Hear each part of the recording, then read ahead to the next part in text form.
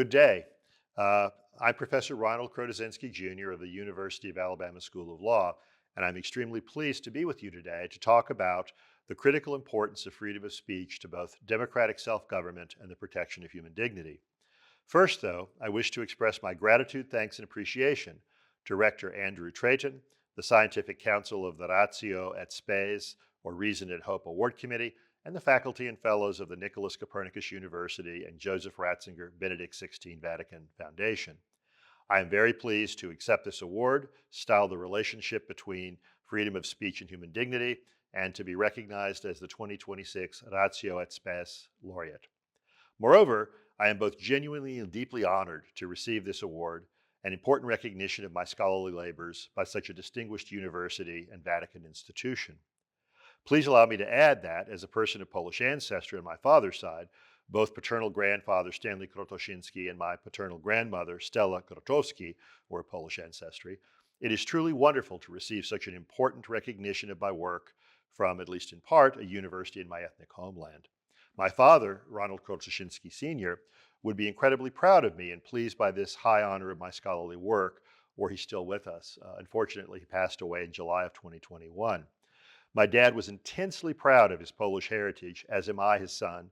Despite centuries of struggle and with setbacks and advances over time, the Polish people can and should take considerable pride in their cultural identity, national independence, and myriad contributions to Europe, the United States, and the world.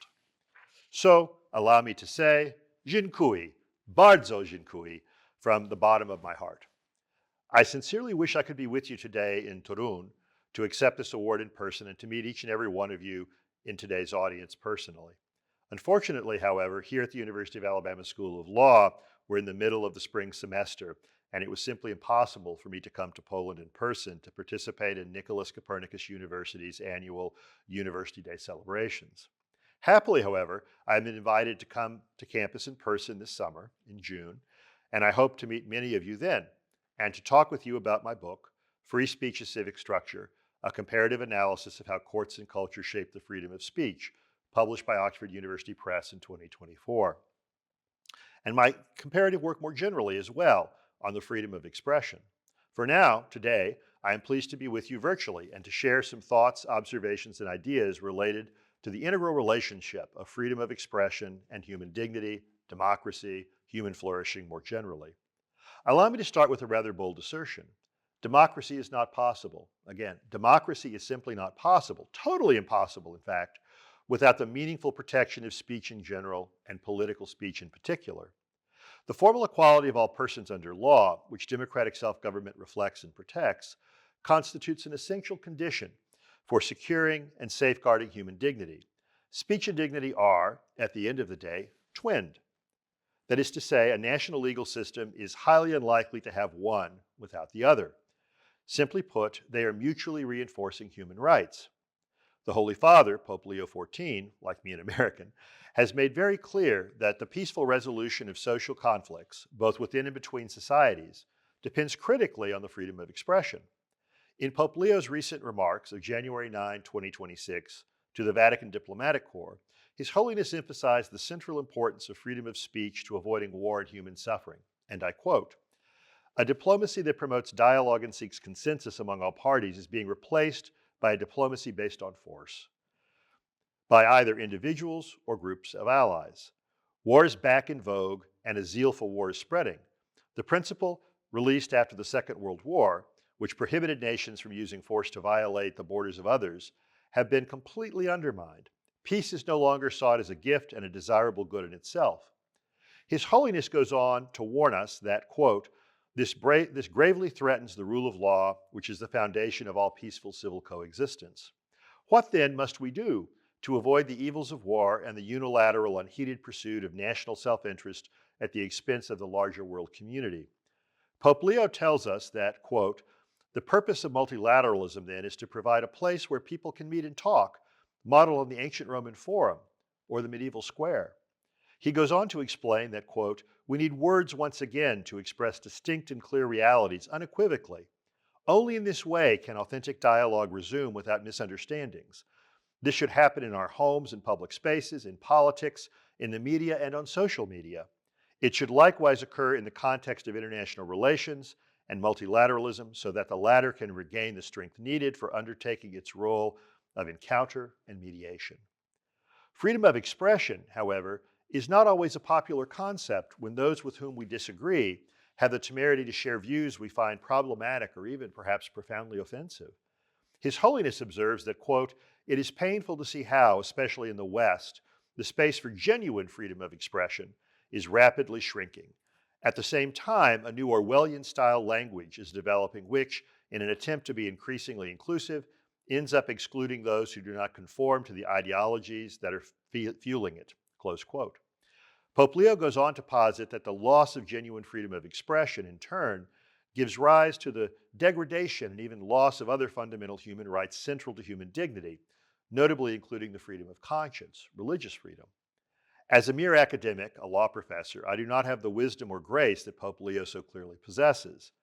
I can say, however, that as a scholar of the freedom of expression, and having spent most of my professional life studying comparative freedom of expression, his concerns about speech are very well founded indeed, and his linkage of freedom of expression to many other, perhaps all, fundamental human rights, and particularly to human dignity, is spot on.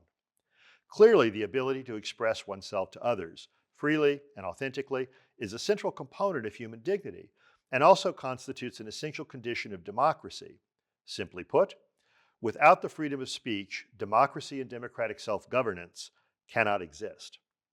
What is more, for those holding power within government, it is all too easy to seek to use the coercive power of the state to silence and to marginalize those who express supportive ideas, causes, and most importantly, candidates for public office that the political majority opposes and believes to be harmful to the collective good and flourishing of the community. Because of this, elected politicians of whatever political or ideological stripe will seek to use state power to silence those who wish to criticize them in their work. This censorial impulse is, alas, inexorable. Even though government censorship is the very antithesis of the healthy dialogue and engagement that Pope Leo posits to be an essential condition for peaceful resolution of social conflicts, both within and across nations, peoples, and societies. My research, and particularly free speech's civic structure, demonstrates, hopefully with convincing clarity, that the task of protecting unpopular speakers, dissenting voices within society, invariably and inevitably must fall to the judges.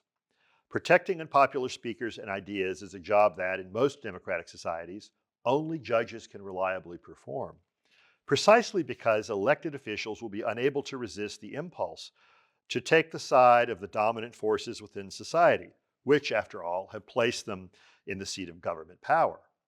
But here we face a genuine paradox. The times of greatest social upheaval and stress, when the possibility of respectful engagement and compromise often seems remote, even impossible, are also the times when it is most essential, absolutely essential, in fact, to facilitate dissenting voices within society. This was certainly true, for example, in my Native American South during the Civil Rights Movement. Organizations, notably including the Southern Christian Leadership Conference, or SCLC, led by the Reverend Dr. Martin Luther King Jr., used speech and protest as powerful tools of dissent, seeking reform.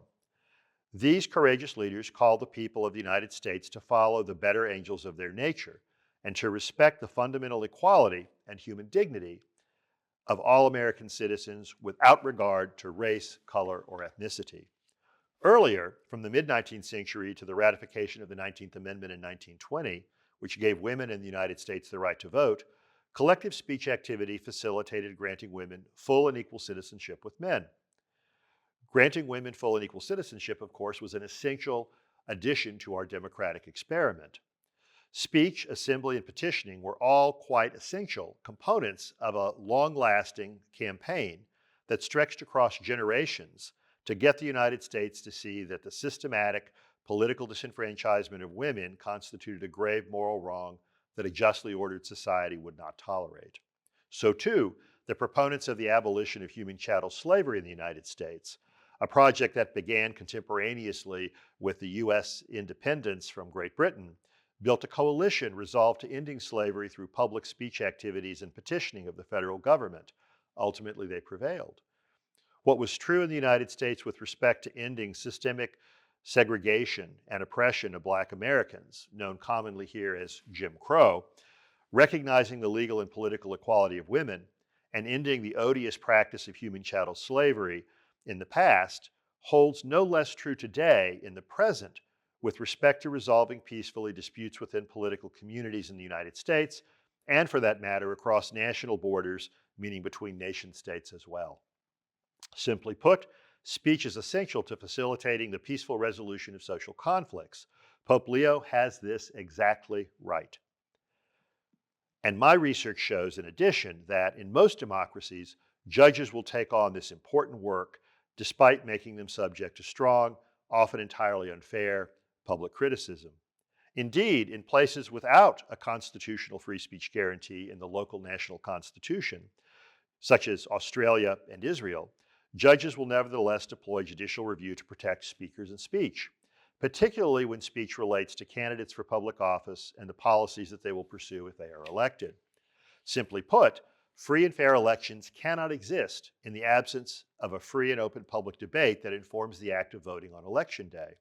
As Justice William J. Brennan Jr. of the U.S. Supreme Court cogently wrote in the famous New York Times v. Sullivan decision, 1964, speech in a democracy must always be, quote, uninhibited, robust, and wide open. Even if those holding the reins of government power would prefer to avoid having to face sharp public criticism for their actions. Incumbent government officials will always and everywhere seek to use the coercive power of the state to marginalize or silence those who would dare to criticize them in their work. Because of this, it is the judges who cannot and must not have a direct interest in the partisan politics or the advancement of any particular ideology beyond securing the rule of law, that both can and must serve as the guardians of freedom of expression and democracy itself, and by implication, human dignity. If, during the current 2026 Winter Olympic Games in Italy, you will kindly allow me to make a sports metaphor, imagine, if you will, that the players on the football field, for us in the United States, soccer, but I'll stick with football as we're in Poland, could cheat by picking up the ball and throwing it into the net. Now, players on both teams would, of course, do this because it would advance their collective interests in winning the match. But in so doing, the game is no longer football. It becomes entirely something else. Because players would cheat if they could get away with it, thereby distorting or even destroying the fundamental integrity of the game, we have referees, evidently also called match officials in Europe, but I'm going to stick with referees. And these referees will always call out violations of the rules and hand out yellow and red cards to players who break them as necessary. Just as we could not have football matches without the participation of referees who will reliably enforce the rules of the game, we cannot have democracy, which depends critically on democratic deliberation to function, and ideally even to flourish, without the active and ongoing involvement of judges who will reliably enforce the rules of democracy, notably including the freedom of speech, to prevent the players, meaning incumbent government officers, from cheating when they attempt to break the rules. Across democratic societies, and regardless of the particulars of the local national constitution, judges and democratic polities will disallow efforts to distort or disrupt the democratic process, just as referees in football matches enforce the rules of the game to ensure that a match between even the most bitter rival teams get played. Barcelona and Madrid Real, for example. See, Americans do know a little bit about football. Gets played properly and fairly. Of course, freedom of expression is not just about government, politics, and the process of democratic deliberation. It's also an important autonomy interest as well. Being able to form thoughts and ideas and then in turn share them with others is an essential attribute of human beings living within a shared community. This is an important and constitutive aspect of human dignity.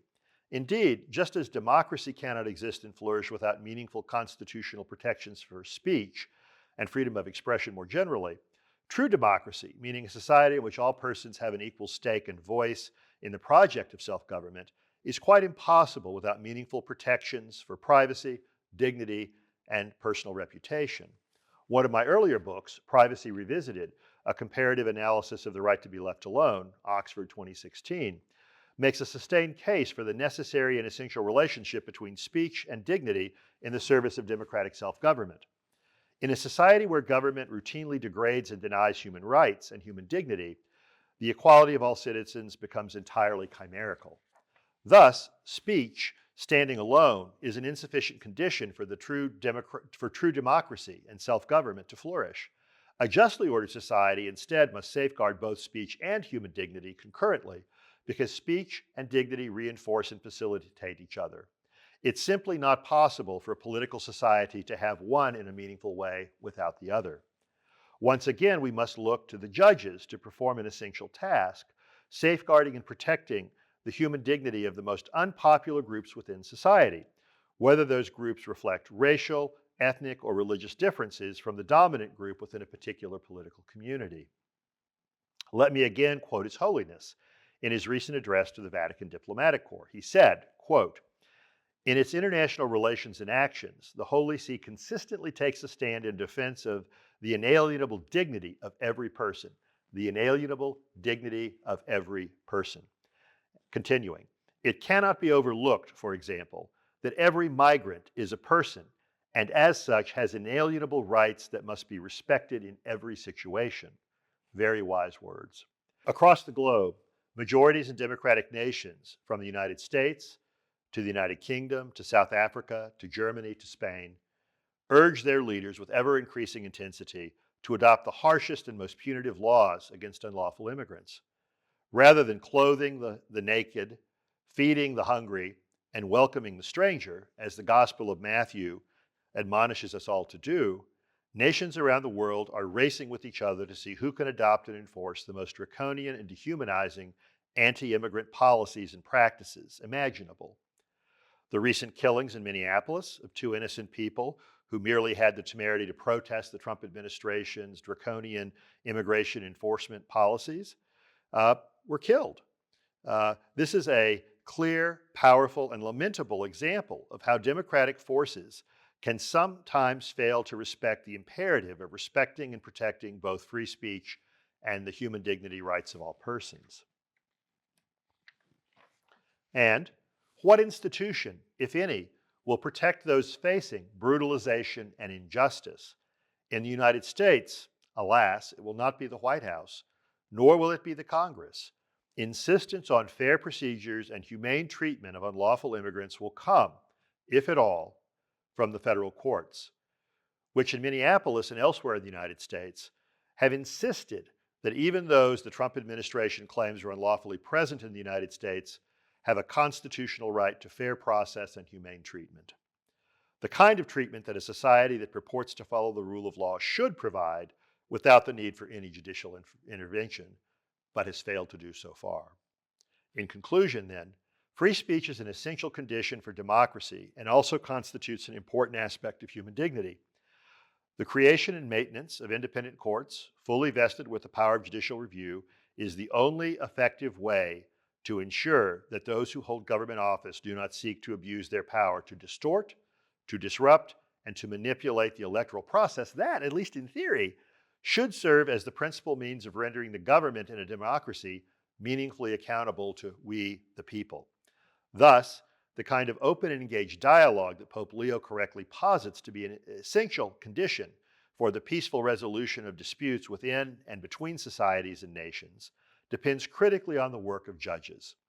Judges who have both the institutional power and the institutional responsibility and duty to ensure that elections serve as a reliable means of rendering the government accountable to its citizenry. Thank you for your kind attention. And again, I am really, truly, and deeply honored by this important recognition of my scholarly work. Once again, dziękuję bardzo. Good day.